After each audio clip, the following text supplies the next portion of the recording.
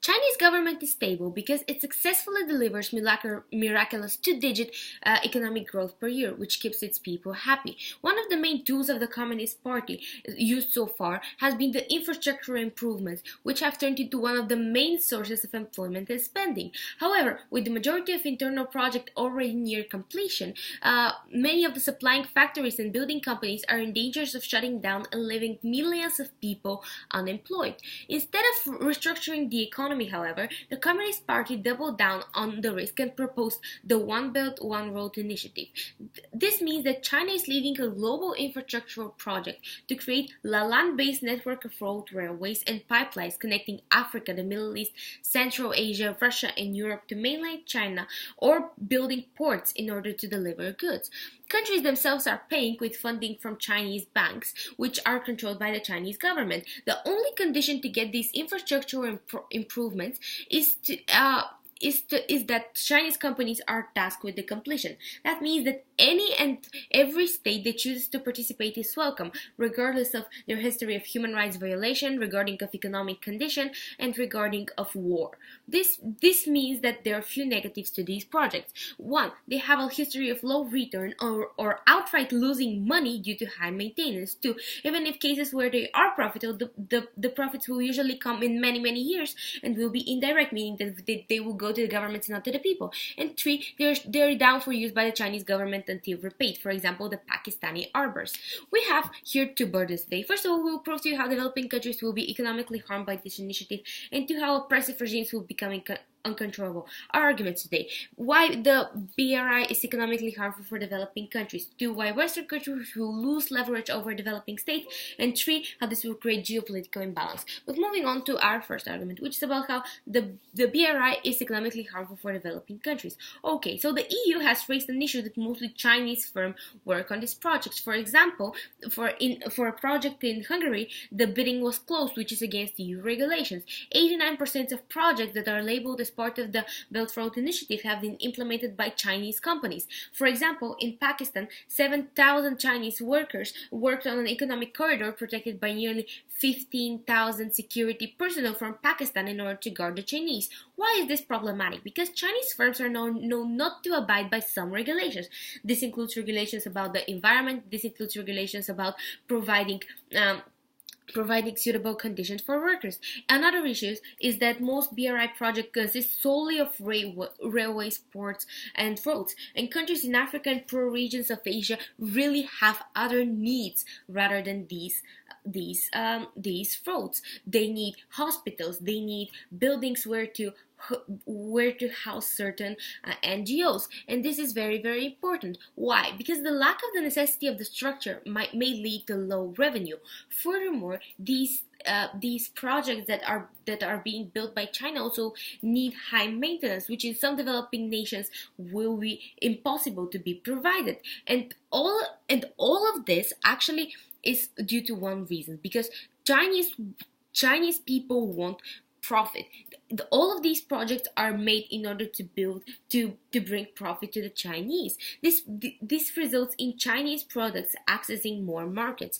But why do we care about this? Because the cheap loans will attract developing countries to accumulate sovereign debt without getting all of the benefits that they really need in the current situation. This is employed citizens, and this is the most crucial infrastructure. Here we have impact on two levels. First of all, short term. We believe that this will result in accumulation of sovereign debt without getting the immediate results. This will result in investors pulling out of the country and the country being unable to take any other loans because they get more expensive if the country has been in credit. And this is important because they will have no way to deal with their expenditure. Second of all, in the long term, after the projects are finished, China will be able to flood the market with cheaper goods than the locals. Why is this important? Because developed countries, they have ways of battling with these Chinese goods. They either provide better quality, or they actually they provide more added value. However, developing countries do not have these mechanisms, and this is important because they have no negotiating power when actually signing a bilateral agreement with China. This means that they cannot be too demanding. They cannot ask for higher tariffs on these goods in order to protect their local economies.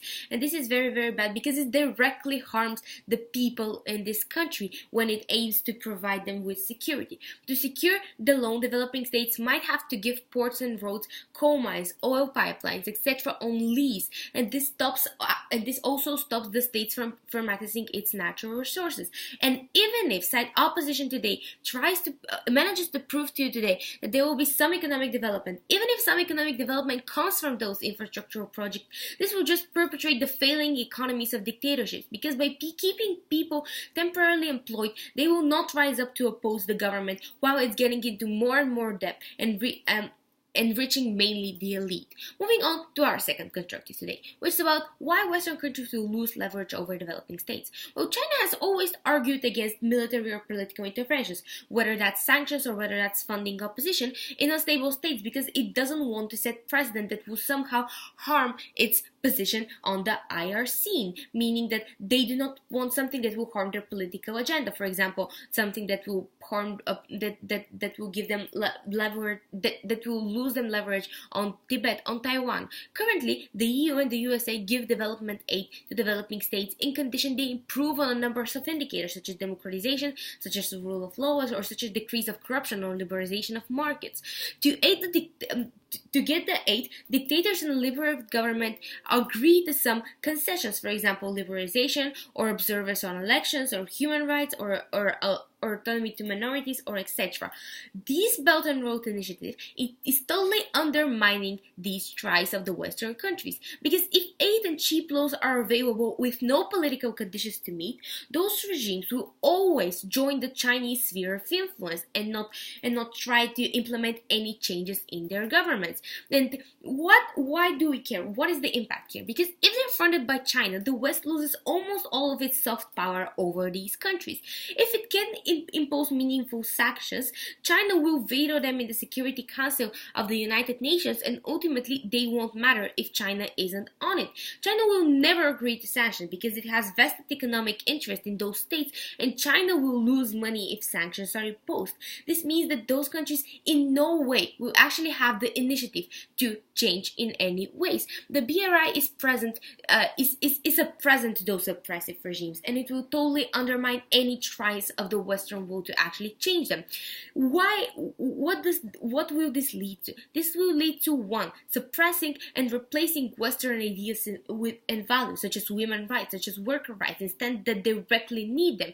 And this is the reason why the EU actually pulled out of the part of this initiative. And said countries are likely to align politically with China's interests and thus create a less nuanced IR scene where the interest of a state known for its human rights violation will have immense regional and global support. Therefore, we believe that in today's debate, we want to prevent China from actually doing this. We want to give Western states their leverage over developing states, and we want to protect developing countries from this harm that this Belt Road Initiative will actually bring to them. And therefore, we beg you to propose. Thank you.